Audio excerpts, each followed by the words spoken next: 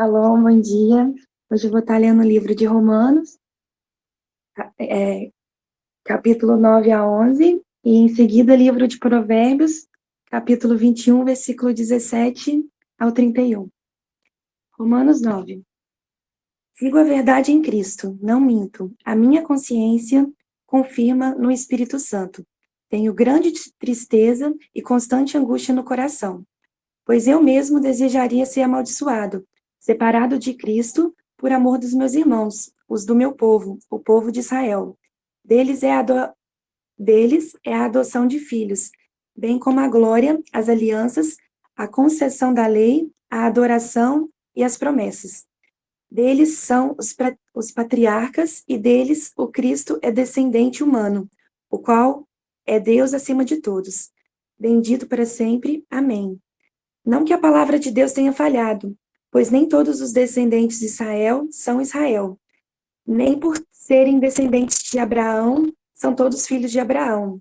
Ao contrário, porque em Isaque a sua descendência será considerada. Em outras palavras, não são os filhos naturais que são os filhos de Deus, mas os filhos da promessa é que são considerados descendentes de Abraão. Pois assim a promessa foi feita: no tempo devido virei novamente e Sara terá um filho. Não somente isso, mas também os filhos de Rebeca tiveram o mesmo pai, o nosso pai Isaque. Todavia, antes de que os gêmeos nascessem ou fizessem qualquer coisa boa ou má, a fim de que o propósito de Deus conforme a eleição permanecesse, não por obras, mas por aquele que chama, foi dito a ela: o mais velho servirá ao mais novo. Como está escrito: amei Jacó, mas rejeitei Esaú. Então, que diremos? Acaso Deus é injusto? De maneira nenhuma, pois ele diz a Moisés: terei misericórdia de quem eu quiser ter misericórdia, e terei compaixão de quem eu quiser ter compaixão. Portanto, isso não depende do desejo e nem do esforço humano, mas da misericórdia de Deus. Porque a Escritura diz ao Faraó: eu levantei exatamente com esse propósito, mostrar em você o meu poder e para que o meu nome seja proclamado em toda a terra. Portanto, Deus tem misericórdia de quem ele quer e endurece a quem ele quer. Contudo, algum de vocês me dirá: então por que Deus ainda nos culpa?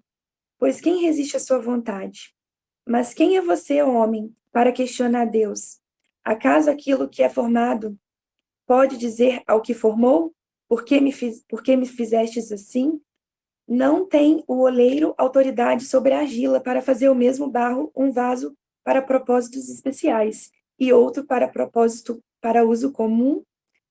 E se Deus, querendo mostrar a sua ira e tornar conhecido o seu poder, suportou com grande paciência os vasos da sua ira, preparados para a destruição? Quer dizer, se ele fez isso para tornar conhecidas as riquezas da sua glória sobre os vasos da misericórdia, os quais previamente preparou para a glória, ou seja, a nós, a quem também chamou não apenas dentre os judeus, mas também dentre os gentios? Como ele diz em Oséias: chamarei meu povo, a quem não é o meu povo, e chamarei minha amada, a quem não é minha amada. E acontecerá que no mesmo lugar em que se lhes declarou: vocês não são meu povo, eles são os filhos do Deus vivo. Isaías exclama com relação a Israel: embora o número dos filhos de Israel seja como a areia do mar, apenas o remanescente será salvo, pois o Senhor executará na terra sua sentença, rápida e definitiva. Como disse anteriormente Isaías: se o Senhor dos exércitos não tivesse deixado descendentes, já estaríamos como Sodoma e semelhantes como a Gomorra. Que diremos então? Os gentios que não buscavam justiça, a justiça que vem de fé, a obtiveram. Israel, porém, que buscava a lei que trouxesse justiça, não a alcançou. Por que não? Porque não a buscava pela fé, mas como se fosse por obras. Eles tropeçaram na pedra de tropeço, como está escrito: Eis que ponho em Sião uma pedra de tropeço e uma rocha que se faz cair. Aquele que nele confia jamais será envergonhado. Romanos 10. Irmãos, o desejo do meu coração e a minha oração a Deus pelos israelitas é que eles sejam salvos, pois posso testemunhar que eles têm zelo por Deus, mas é um zelo sem entendimento, uma vez que ignoram a justiça de Deus e procuram estabelecer a sua própria. Não se submeteram à justiça de Deus, porque o fim da lei é Cristo, para a justiça de todo aquele que crê. Moisés descreve a justiça que se baseia na lei de forma comum. Desta forma, o homem que praticar essas coisas viverá por meio delas. Mas a justiça que vem da fé não diz, não diga no seu coração: quem subirá ao céu? Isto é, para fazer Cristo descer, ou quem descerá ao abismo? Isto é, para fazer Cristo subir dentre os mortos. Mas o que ela diz? A palavra está próxima de você, está na sua boca e no seu coração. Isto é, a palavra da fé que proclamamos. Se com a sua, que são a boca que você confessar que Jesus é o Senhor e crer no seu coração que Deus o ressuscitou dentre os mortos, será salvo. Porque com o coração se crê para a justiça e com a boca se confessa para a salvação. Pois a Escritura diz: todo aquele que nele confia jamais será envergonhado. Portanto, não há diferença entre judeus e gregos, porque o mesmo Senhor de todos abençoa generosamente todos os que invocam. Pois todo aquele que invocar o nome do Senhor será salvo. Como então invocarão aquele em que não creram? E como crerão naquele que não ouviram? E como ouvirão se não houver quem pregue? E como pregarão se não forem enviados? Como está escrito: como são belos os pés daqueles que anunciam boas novas. No entanto, nem todos se submeteram ao evangelho, pois Isaías diz: Senhor, quem creu na nossa mensagem? Consequentemente, a fé vem pelo ouvir, e ouvir a palavra de Cristo. Mas eu pergunto, eles não ouviram? Claro que sim. A sua voz ressoou por toda a terra, as suas palavras até os confins do mundo. Mais uma vez eu pergunto, será que Israel não entendeu? Em primeiro lugar, Moisés disse: farei que tenham ciúmes de quem não é meu povo, e provocarei a ira deles por meio de uma nação insensata. Depois Isaías diz ousadamente: fui achado por aqueles que não me procuravam. Revelei-me aos que não perguntavam por mim. A respeito de Israel, porém, ele disse: o dia todo estendi as mãos a um povo desobediente e rebelde. Romanos 11. Pergunto, pois, acaso Deus rejeitou o seu povo? De maneira nenhuma. Eu mesmo sou israelita, descendente de Abraão, da tribo de Benjamim. Deus não rejeitou o seu povo, o qual previamente conheceu. Ou vocês não sabem o que diz a Escritura a respeito de como Elias clamou a Deus contra Israel? Senhor, mataram os teus profetas e derrubaram os teus altares. Sou o único que sobrou. E agora também estão procurando tirar a minha vida? Mas qual foi a resposta divina? Reservei para mim 7.000 homens que não dobraram os joelhos diante de Baal. Assim também há hoje um remanescente escolhido pela graça. E se é pela graça, já que não é pelas obras, se fosse a graça, não seria graça. Que dizer então?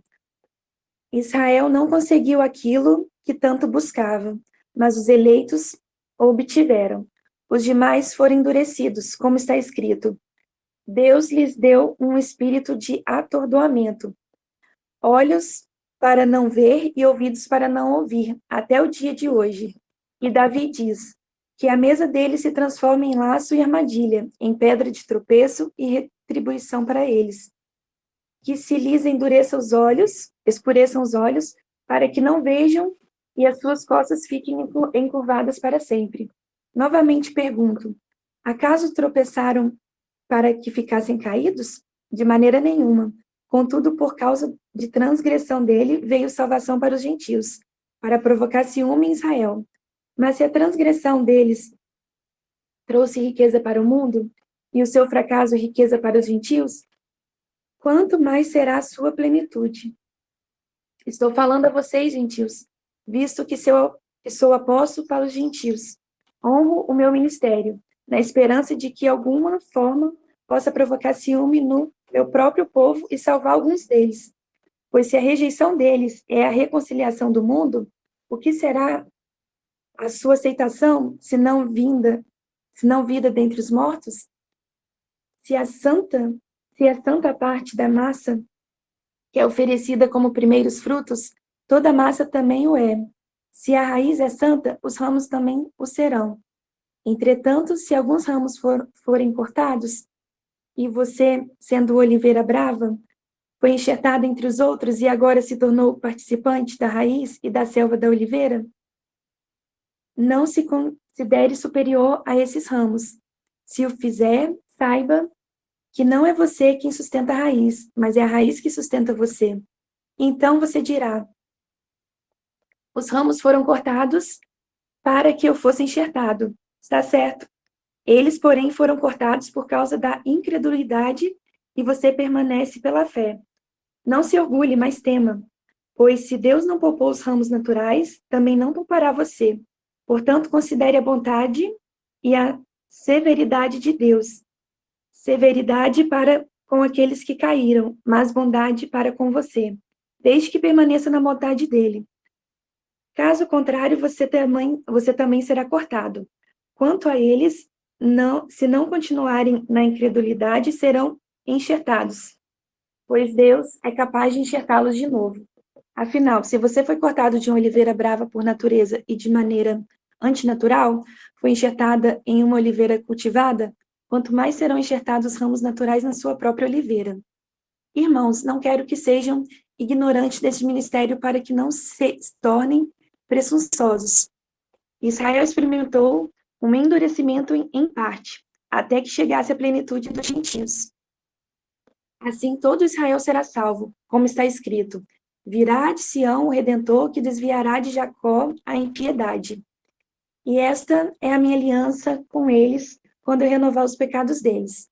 Quanto ao evangelho, eles são inimigos por causa de vocês. Quanto à eleição, porém, são amados por causa dos patriarcas, pois os dons e o chamado de Deus são irrevogáveis. Como vocês, que antes eram desobedientes a Deus, agora recebem misericórdia pela desobediência deles. Assim, estes agora se tornam desobedientes, para que pela misericórdia concedida a vocês, eles também recebessem misericórdia. Pois Deus sujeitou todos à desobediência para exercer misericórdia para que com todos. Ó profundidade da riqueza e da sabedoria e do conhecimento de Deus! Quão insondáveis são os seus juízos e inescrutáveis os seus caminhos! Quem conheceu a mente do Senhor? Ou quem tem sido seu conselheiro? Quem primeiro lhe deu para que ele o recompense? Pois dele, por ele e para ele são todas as coisas. A ele seja a glória pelos séculos. Amém. Provérbios 21, 17 a 31. Quem ama o prazer passará necessidade. Quem ama o vinho e o azeite jamais será rico. O ímpio serve de resgate para o justo, e o infiel para o homem íntegro. Melhor é viver no deserto do que com uma mulher briguenta e irritada. Na casa do sábio há tesouros valiosos e azeite, mas o tolo devora tudo o que pode. Quem segue a justiça e o amor encontra vida, justiça e honra. O sábio conquista a cidade dos valentes e derruba a fortaleza em que neles confiam. Quem é cuidadoso no que fala evita muitos sofrimentos. O orgulhoso e arrogante chama-se zombador. Ele age com extremo orgulho. O desejo do preguiçoso o mata porque suas mãos se recusam a trabalhar. O dia inteiro ele deseja mais e mais, enquanto o justo reparte sem cessar. O sacrifício dos ímpios em si já é detestável, tanto mais quando oferecido em más intenções. A testemunha falsa perecerá, mas o homem que sabe ouvir testemunhará com sucesso. O ímpio mostra no rosto a sua insolência, mas o justo mantém em ordem o seu caminho. Não há sabedoria, nem discernimento, nem conselho que possam se opor ao Senhor. Prepara-se o cavalo para o dia da batalha, mas a vitória depende do Senhor. Amém. De Deus, tremenda porção de hoje. Oh, glória. prepara, né, o cavalo para a batalha, mas a vitória depende do Senhor. Aleluia. Glória a Deus. Queridos, aqui em Romanos 11, Romanos, a partir do 9 até o 11, Paulo aqui está expressando a profunda dor dele, né, pelo fato de muitos israelitas não conhecerem Yeshua como o Messias, né?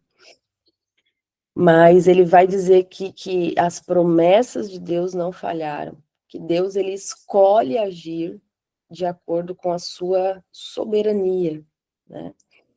Então, ele vai mostrar que isso a gente tem como exemplo, né? Na escolha de Isaac, na escolha de Jacó. E existe uma eleição, né, de Deus, mas a fidelidade dele vai permanecer. Ele é fiel até o fim. Romanos 10, Paulo vai lamentar que, tentando estabelecer a sua própria justiça pela lei, né, Israel ignorou a justiça de Deus. Olha como isso é perigoso, né? Que é a justiça de Deus, ela é o quê? Ela é recebida pela fé em Yeshua, né? Então, no capítulo 10, um versículo que fala: todo aquele que invocar o nome do Senhor será salvo, mostrando que, né, a justiça não era ali atribuída pela lei, mas ele vai trazer todo aquele contexto, né, pela fé em Abraão. Pra você parar para pensar, Abraão nem judeu era, né? Mas há uma eleição aqui, há uma fidelidade de Deus sobre o seu povo. Quando chega no versículo 11, Paulo vai falar assim: por acaso Deus rejeitou o seu povo? E ele vai responder, né, de forma enfática: não. E aí ele vai, né, ele fala, ele mesmo, Paulo, ele é judeu, né, que crê no Messias.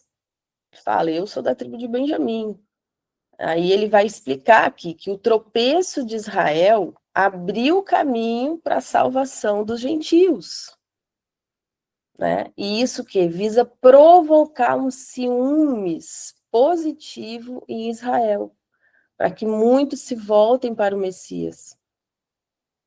Então, ele vai dizer aqui no final do capítulo 11, né, que todo Israel será salvo, né, ligando aqui a restauração final do povo de Israel na redenção. Então, tudo está dentro de um propósito extraordinário, poderoso. E aí, é interessante que no capítulo 11 tem um versículo para nós aqui, né? Os gentios, dentro dessa complexidade daqui que Paulo está ensinando, ele vai dizer assim, né, para os gentios aqui, ele vai explicar que nós fomos enxertados, né? Nós fomos enxertados aqui na oliveira. E aí ele vai dizer assim, olha, não se glorie contra os ramos. E se você se gloriar, saiba que não é você que sustenta a raiz, mas é a raiz que sustenta você. A gente vê que a igreja, né, por muito tempo, trouxe um conceito de que Deus substituiu Israel pela igreja. Algumas pessoas ainda falam assim, porque a igreja é o Israel de Deus, né? Então, isso, gente, é assim, é totalmente antibíblico, né? É uma coisa que Deus nunca falou. E se a gente lê Romanos, está bem claro, está bem explícito aqui. E Paulo ainda vai advertir, vai dizer, olha, não se glorie contra os ramos, porque não é você que sustenta a raiz, mas a raiz que sustenta você. E ele fala ainda, olha, se Deus não poupou os ramos naturais, não vai poupar os enxertados, né? Então, quem são os ramos naturais? São os judeus, é o povo original da aliança. Quem são os ramos enxertados? Os gentios, aqueles que pela fé em Yeshua passam agora a fazer parte do povo de Deus, porque nós somos filhos da promessa.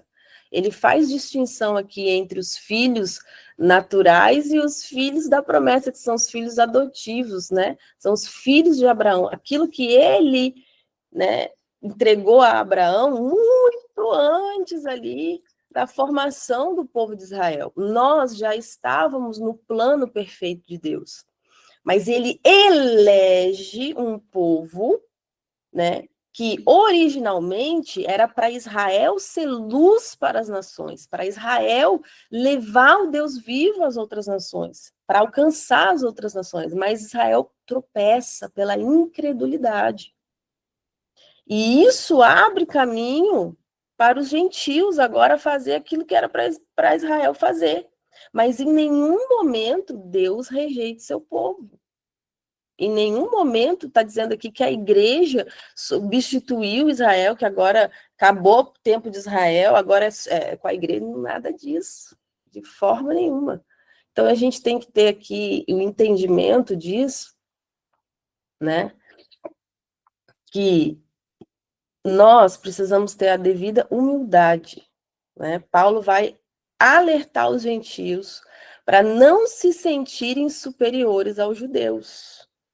Certo? Porque a nossa inclusão, queridos, é pela graça do Eterno, e não motivo de um orgulho espiritual, certo? E a gente vê muita gente pregando isso aí, muito pastor pregando isso aí, tá? Sai fora disso, porque isso não é bíblico, isso é antibíblico, e Paulo alerta contra isso.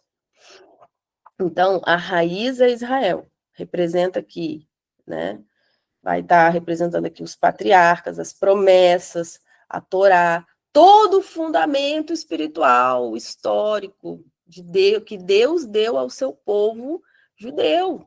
Gente, a Bíblia foi escrita num contexto, né, judaico, né? Existe uma geografia onde o Senhor estabeleceu todas as coisas. É lá, Israel. Há um povo. Israel, ele sustenta a história de redenção. Então, é uma coisa óbvia, né? E tem pessoas que às vezes falam assim, porque vocês estão celebrando as festas, vocês estão judaizando a igreja. Gente, como assim judaizando a igreja? A igreja veio da onde? Qual que é a origem da igreja? É Roma? É Roma? É romana? Não. A minha origem, daquilo que eu creio, né? Ela está firmada, estabelecida na palavra de Deus, e a palavra de Deus foi escrita num contexto, né, de uma geografia, de um povo eleito que sustenta toda a história de salvação, gente, do qual o nosso próprio Salvador, o nosso próprio Messias, Yeshua, era judeu. Então, é meio óbvio, né, mas é incrível, às vezes, como as pessoas né, rejeitam Israel e tem, assim, até atitudes antissemitas mesmo, né, com alguns aspectos. E as festas bíblicas, elas não são só para os judeus, tá? A gente já leu em Isaías, já falamos sobre isso. As festas bíblicas são para o povo de Deus, para o povo de Deus. Porque elas são proféticas, elas são memoriais, elas declaram aquilo que ainda está por vir, para todos aqueles que são filhos irão desfrutar. Então, entenda isso, que os gentios que são enxertados compartilham das promessas. Nós compartilhamos das promessas de Israel, das promessas que foi dado para Israel, mas não substitui Israel, nem anula as suas raízes, de forma nenhuma, certo? Então, uma fé que ela é genuína, né? Uma fé messiânica, uma fé no Messias, uma fé em Yeshua, que é genuína, reconhece e honra a origem judaica da fé. Certo? Se você crê verdadeiramente no seu Mashiach, você entende, né, qual é a sua origem, qual é a sua raiz, e você honra a sua origem judaica. Você honra, certo? Não quer dizer que você tem que se tornar judeu. Deus nunca quis isso, tanto é que tem o povo judeu e as nações. Nós, como nações, temos o nosso lugar na mesa do rei. Você, sendo brasileiro, você tem um lugar na mesa do rei como nação constituída. Você faz parte deste povo, você foi enxertado nessa raiz. Né? Não tem que você tem que se converter ao judaísmo de forma nenhuma. A Bíblia deixa claro aqui, né, que os apóstolos, os primeiros apóstolos, eles iam ali aos gentios e ali, né, se tornou a partir de Yeshua, há uma nova, um novo homem, uma nova criação do povo de Deus ali. Entende?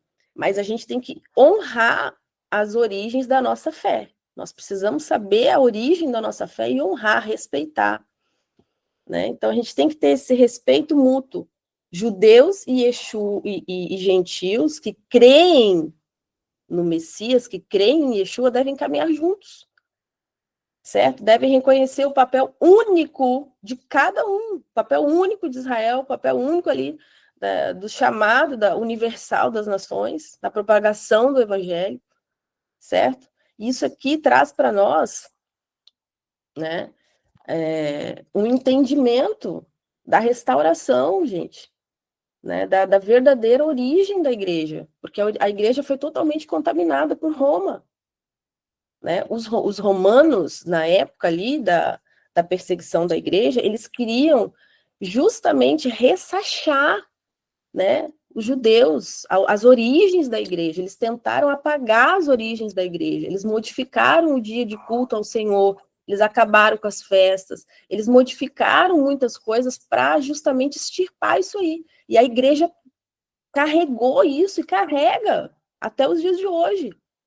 Né? Qual é o dia principal que as pessoas cultuam o Senhor? É sábado? Não, é o domingo. Por quê? Roma modificou isso. Né? Então, é muito importante a gente entender esses capítulos de Paulo aqui, para trazer essa visão, né, de que nós devemos honra e humildade às origens da nossa fé. Certo? Então, a gente é convidado nessa manhã, né? A enxergar isso com humildade, reconhecer a nossa herança, né, espiritual que nós recebemos ali por meio do povo de Israel, sendo enxertados ali, né, por meio de Yeshua, o nosso Mashiach, que é judeu. Simples assim. Amém? Glória a Deus. Teria mais coisas aqui para falar, mas eu vou passar já para cá, para não estender muito o tempo. Oh, glória!